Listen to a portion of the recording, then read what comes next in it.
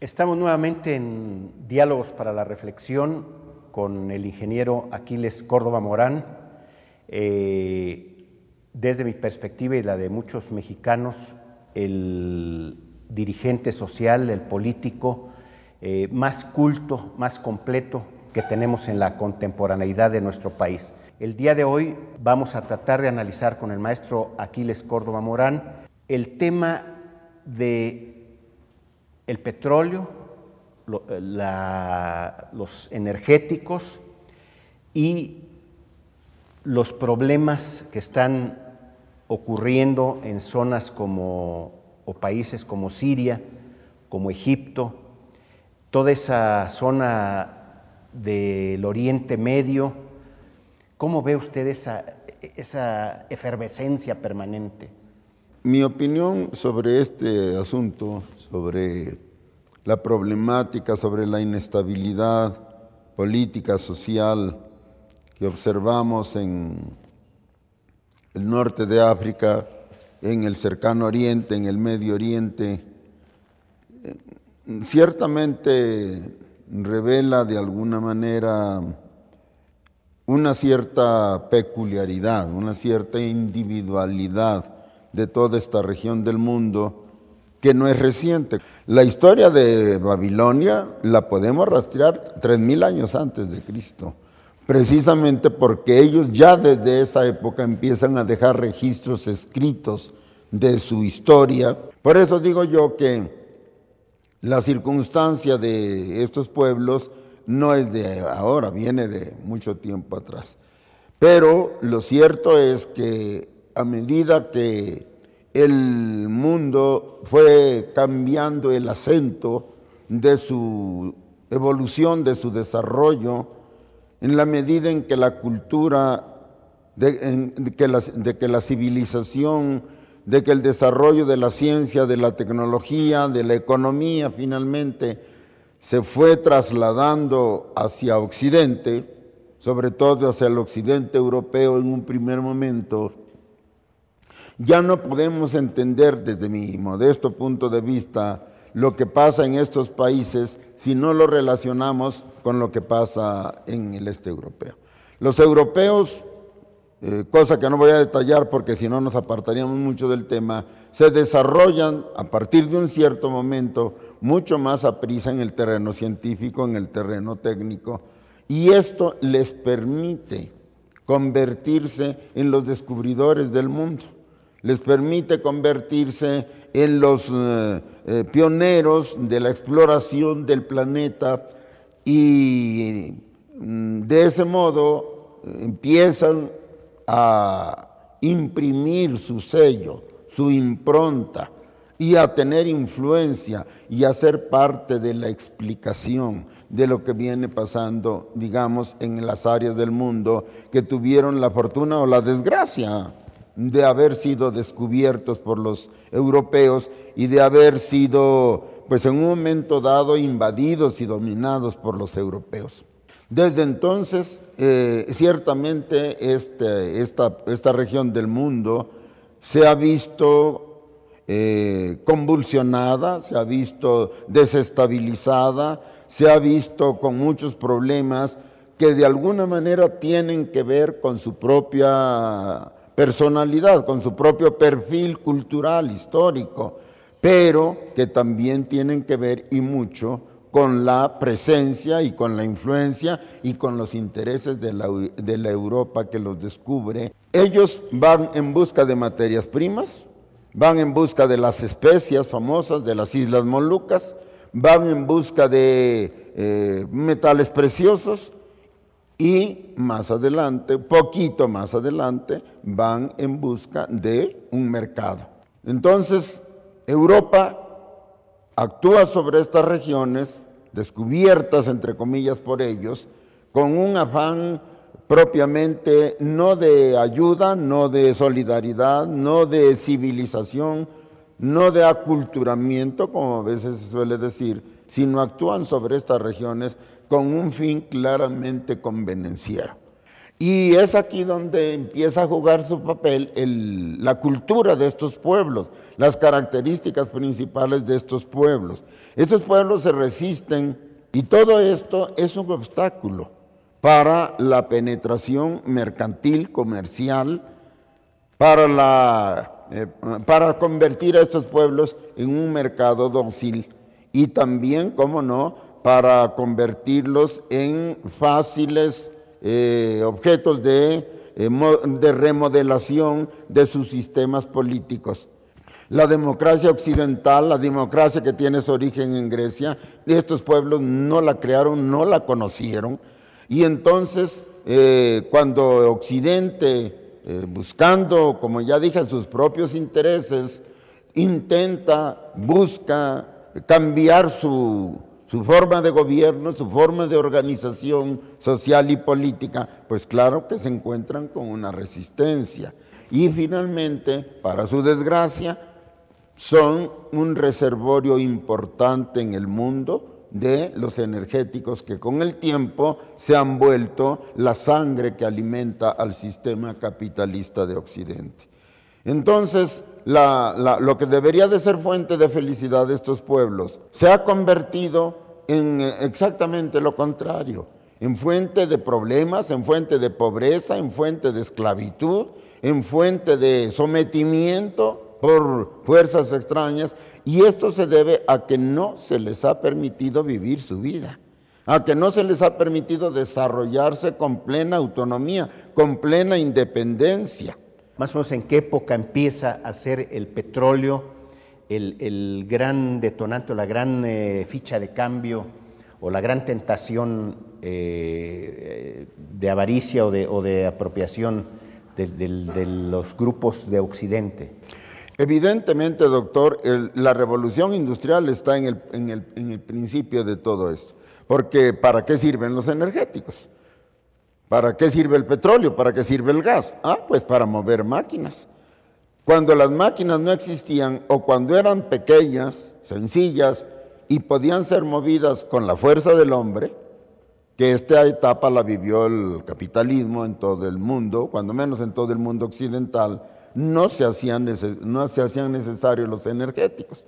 Da la impresión de que los Estados Unidos de América han ido más allá en su intensidad de apropiación y de dominio de esas zonas en particular, y por eso es su choque permanente con estos grupos islámicos o con asociaciones extrañas entre las grandes empresas petroleras norteamericanas. No hay digamos, ya una evidencia sospechosa de que es el modelo norteamericano y sus prácticas la que está llevando a una generación de tensiones adicionales a toda esa zona, obviamente con un propósito apropiatorio que puede desestabilizar a todo el planeta. Evidentemente, la intervención norteamericana en la situación actual es decisiva, es clave. Pero yo quisiera poner esto, si me lo permite, doctor, en perspectiva histórica. A lo mejor es un vicio mío, pero yo quiero ponerlo en esa situación, una perspectiva histórica, para que no parezca una simple afirmación de mi parte. Estábamos en que el petróleo de pronto se convierte en una necesidad de los países más avanzados en el desarrollo capitalista, porque son los que se maquinizaron. En un primer momento, los países empiezan buscando utilizar sus propios recursos, pero el capitalismo comienza a desarrollarse. O sea, hay que verlo al capital en movimiento, hay que verlo en desarrollo. Y esto trae como consecuencia, primero, que los recursos propios no basten ya. Es necesario traer recursos de fuera. Hay que buscar las materias primas y sobre todo las energéticas fuera de las fronteras nacionales. Por una parte. Por otra parte, el hecho de que broten varios focos de desarrollo capitalista avanzado, simplificando mucho, pero hay que ponerlo en esta perspectiva. Inglaterra, Francia, Italia, Alemania, los Países Bajos, por referirnos al Viejo Mundo, y Estados Unidos en el Nuevo Mundo, empiezan a competir entre ellos por las fuentes de energía. ¿Qué es lo que provoca la Primera Guerra Mundial y la Segunda Guerra Mundial? La repartición del planeta. Y quien promueve esto es Alemania, porque Alemania es el país capitalista que llega a la fase superior del capitalismo más tardíamente, pero curiosamente llega con una potencia, con una capacidad creadora típica de los alemanes, y entonces Alemania comienza a exigir un nuevo reparto del mundo. Y dentro de esto, evidentemente, van ya las fuentes energéticas, van ya la necesidad de energéticos que todo capitalismo reclama. Hay dos cosas sin las cuales no puede haber capitalismo pujante. Es más, a lo mejor ni siquiera capitalismo. La energía y el capital, indudablemente. Allí entra la Unión Soviética, encabezada por Stalin, que curiosamente coincide con Estados Unidos y con Inglaterra para enfrentar al monstruo que significaba Hitler. ¿Por qué no se une Hitler, dado que sus sistemas eran más hermanos? Eran más similares al sistema de Alemania y de Inglaterra y de Estados Unidos que con Rusia. Pero ¿por qué no? Porque Hitler quería un reparto del mundo que tenían en su poder Francia, Inglaterra, Estados Unidos. Y Rusia, con su tendencia a extenderse, con su tendencia a propagar el socialismo a nivel del mundo, es vista por Hitler como un enemigo a conquistar. Y entonces Hitler comete el error de abrir un frente occidental y un frente oriental. Y la Unión Soviética lo para, lo frena en Stalingrado. Pero esto le cuesta a Rusia 27 millones de muertos. Le cuesta el arrasamiento de 1.710 ciudades en números redondos y el arrasamiento de 70.000 aldeas y toda la industria que tenía Rusia en la gran faja que ocupan los alemanes quedó totalmente deshecha. Fue un costo altísimo. Y esto hace precisamente que Rusia pues quiera cobrar su cuota proporcionalmente. Y así podemos ver un tanto simplificadamente por qué el Ejército Rojo avanza a pasos agigantados y es el primero que llega a Alemania. Y esto es lo que le permite extender ahora el socialismo a Polonia, Hungría, Checoslovaquia, etcétera, como ya sabemos, ¿no? ¿A quién sale favoreciendo la Segunda Guerra Mundial? A Rusia y a Estados Unidos, básicamente. Inglaterra, que en un primer momento dado quiso dejar a Estados Unidos con América, tú allá en América y a mí déjame controlar a Europa. En la reunión de Yalta, Churchill, que no era nada tonto, se da cuenta que los Estados Unidos no fueron a prestarles ayuda, sino fueron a tomar su parte del mundo. Inglaterra se resigna a ser satélite de Estados Unidos y desde entonces Estados Unidos toma la batuta del mundo capitalista occidental. La otra gran beneficiada fue Rusia, pero, como vemos, el error de Stalin fue no haber entendido que lo que la gente quería era una democracia popular. Quería libertad, quería progreso, quería que el poder realmente se ejerciera por el pueblo, en interés del pueblo. Esto fracasó como tiene que fracasar toda dictadura. Sea de un partido o sea de un hombre, tiene que fracasar. Y Stalin fracasó. Y este es más bien el tercer gran momento que tenemos que no perder de vista. ¿Qué sucede con la derrota de Rusia? ¿Qué sucede con la claudicación? Porque la verdad es que fue una claudicación casi sin combatir del socialismo, del bloque soviético frente al bloque occidental. Pues lo que sucede simplemente es que esto refuerza la hegemonía de Estados Unidos. Europa, le guste o no, va a remolque de Estados Unidos. Inglaterra, le guste o no, va a remolque de Estados Unidos. ¿Por qué razón? Porque simple y sencillamente ya vieron que pelearse entre ellos no les conviene. teniendo enemigos tan fuertes como China y Rusia, que también empieza a mostrar su músculo, y entonces sí han logrado ponerse de acuerdo. Ahí está la OTAN, el pacto militar, que es la materialización indiscutible de lo que yo estoy diciendo. En la OTAN está toda la Unión Europea, sí, pero quien manda es Estados Unidos. Hay un fantasma que parecería que los va correteando, que es el crecimiento demográfico brutal del planeta. Es decir, el haber llegado a 6,000 y pico de millones de habitantes, y al mismo tiempo de que ese crecimiento demográfico se da, también se presenta un crecimiento tecnológico, esa maquinización de la que usted hablaba, para abastecer a esos miles de millones necesitamos más máquinas, más tecnología, y al necesitar más máquinas y más tecnología estamos ocupando más petróleo, y entonces eso va haciendo que se encarezca, y ese factor económico de un recurso cada vez más escaso también va tensando más la liga, va agudizando las tensiones, no nada más económicas, sino también demográficas y probablemente geopolíticas. Y ahí es donde ya no veo que los Estados Unidos puedan llevar adelante fácilmente su liderazgo de facto o su caudillismo de facto. Ellos mismos están empezando a sufrir porque ya no les da, están en crisis.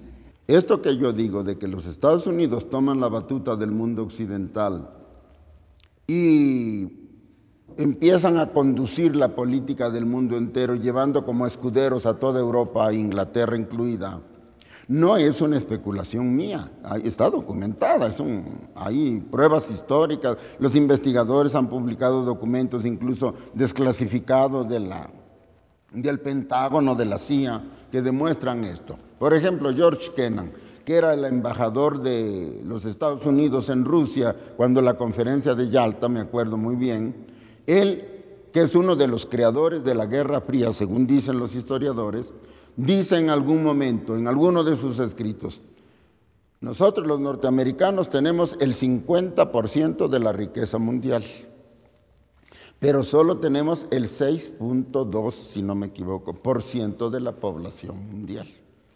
Esto crea una disparidad muy grande, que indefectiblemente va a crear envidias, va a crear recelos, va a crear enemistad contra Estados Unidos.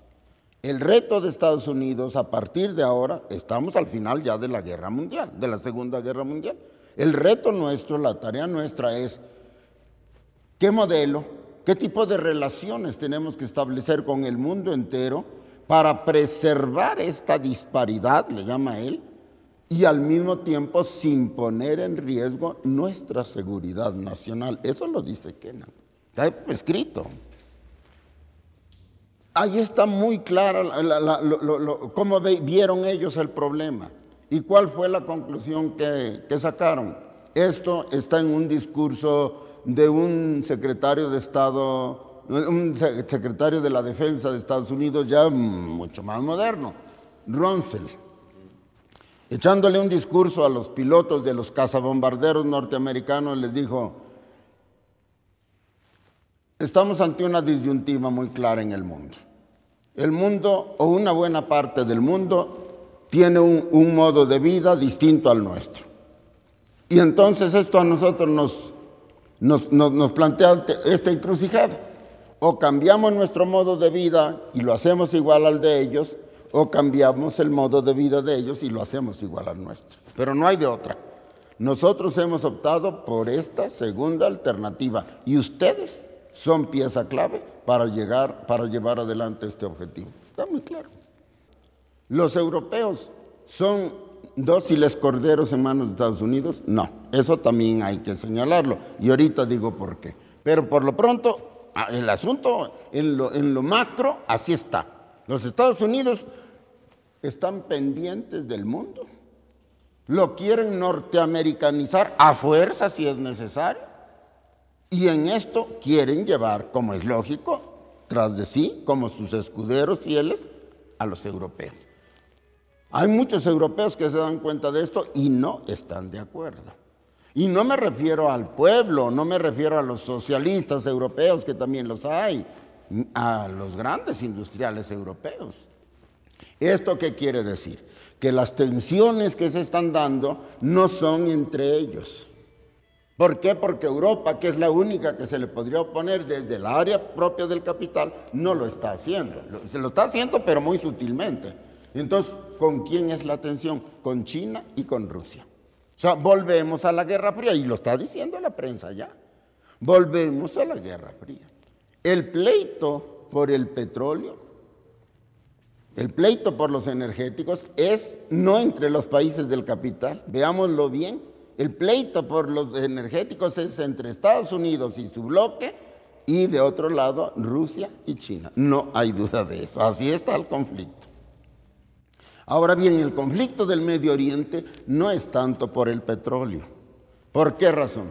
Porque el país más rico de petróleo, que es Arabia Saudita, es aliado de los norteamericanos. Irak, que es otro gran productor de petróleo, es aliado de los norteamericanos. Digamos, los grandes yacimientos de petróleo son norteamericanos. Rusia lo sabe. Rusia sabe que en materia petrolera el mundo no le favorece, el reparto actual del mundo no le favorece. Y entonces, ¿qué ha hecho Rusia? Le ha apostado al gas. Y según dicen los analistas, esto ya tampoco es invento mío, Rusia en esto le ganó por una cabeza a Estados Unidos. Porque en efecto, el petróleo va a la baja, tanto porque los yacimientos petroleros del mundo se están agotando, como porque el petróleo está creando muchos problemas, por ejemplo, medioambientales. Por ejemplo, la contaminación que genera el petróleo. Y para acabar de completar el cuadro, este agotamiento del petróleo, esta relativa escasez del petróleo, está provocando las alzas del petróleo que ya no le convienen al capital. En esta apuesta por el gas, digo yo, Rusia le saca una cabeza a Estados Unidos. ¿Cómo? Primero que nada, el proyecto ruso prácticamente ya está terminado. Está en funciones ya el gasoducto que va de Vyborg en el norte, por allá por donde está San Petersburgo, a Alemania. Directamente Rusia y Alemania están conectados. Y el proyecto del sur, que parte de la cuenca del Mar Negro, pasa por abajo del Mar Negro, llega a a Bulgaria, y de allí se divide en dos ramales, uno que va para Grecia, para Italia, y otro que va para Centro Europa, Alemania y Centro Europa. O sea que el proyecto de Putin está metiéndose a toda Europa, para surtir de gas a toda Europa, incluso a Inglaterra. Y aquí es donde juega el papel fundamental Alemania. Alemania es la plataforma europea de Rusia para extenderse al resto de Europa. Los alemanes están dependiendo en un alto grado ya del gas ruso. ¿Y por qué? Bueno, no solo porque les conviene, porque aseguran el combustible barato, sino además porque Rusia ha tenido el colmillo de darles muy buenas condiciones. Por ejemplo, son dueños, los inversionistas alemanes, de la mitad de los activos de Gazprom en la Unión Soviética. Dueños, no son simples subsidiarios, son dueños. La mitad de los activos de Gazprom son alemanes. Y en el convenio de surtimiento de gas hay una cláusula que dice que en caso de que el gas se dispare, Rusia le conservará a Alemania los precios actuales. O sea, va a subsidiar el gas para Alemania. Y Alemania tiene mucha influencia en Europa. Es más, aquí entra lo que yo decía, los alemanes no quitan el dedo del renglón de convertirse en el eje de Europa. Los Estados Unidos hace rato que se dieron cuenta de esto y tienen su propio proyecto de gas, el famoso proyecto Nabucco. Pero el problema de Nabucco, además de que se ha retrasado, porque lo tenían primero para el 2014 y ahora ya lo aplazaron para el 2017. Y mientras tanto, Rusia, ¿qué ha hecho? Se ha puesto a comprar el gas a los probables aprovisionamientos que Estados Unidos tenía. Y entonces el proyecto de Estados Unidos ya no cuenta más que con el gas de Azerbaiyán y con un poco de gas de Irak. Se sabe, se dice, que los más grandes depósitos de gas del mundo están en el oriente del Mediterráneo. Y aquí está Siria, aquí está Líbano, está Qatar y está Egipto. Son los grandes dueños del gas del Mediterráneo, que son los depósitos más grandes de todo el planeta. La guerra en Egipto es eso, apoderarse del gas de Egipto. Y la guerra contra Siria es eso, apoderarse del gas de Siria. Por eso es que es en Siria donde están trabados el bloque de Estados Unidos y el bloque soviético. Y es que Siria no acepta el Nabucco, sino que ha firmado un contrato con Irak para que el gas de Irak el gas de Irán atravesando por Irak llegue a Siria y allí se almacene. Y los sirios, se sabe, tienen pacto secreto para que este gas vaya a Gazprom y no a Nabucco. Entonces, por eso está la bronca en Siria. Siria es la puerta de Asia. Catalina la Grande lo dijo: quien tiene la llave de Siria tiene la llave de Rusia y tiene la llave de toda el Asia central. Esto amenaza directamente a China. Por eso es que China y Rusia han tenido que cerrar filas y parar a los gringos. ¿Dónde? En la puerta de entrada, en Siria. Pensemos nosotros, a propósito de esa frase, ¿qué vamos a hacer en México? Los invito al siguiente bloque, en donde escucharemos al ingeniero, al maestro Aquiles Córdoba Morán, hablando de México, de los energéticos y de su relación con otras naciones.